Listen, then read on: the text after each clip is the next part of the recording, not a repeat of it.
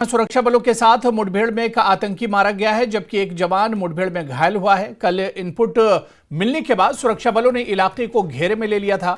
इस दौरान आतंकियों ने सुरक्षा बलों पर फायरिंग की, जिसका जवाब सुरक्षा बलों ने दिया।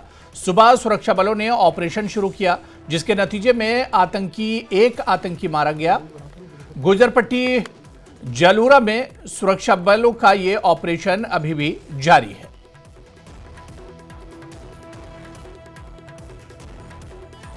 तो बारामूला के सोपुर में एक दहशतगर्द इनकाउंटर में मारा गया, ढेर हुआ है। सिक्योरिटी फोर्सेस का सर्च ऑपरेशन लगातार जारी है।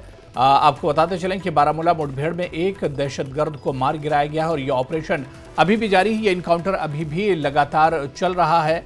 बारामूला के जालूरा में ये इनकाउंटर हुआ है और एक दहशतगर्द के मारे जाने की खबर आ रही है।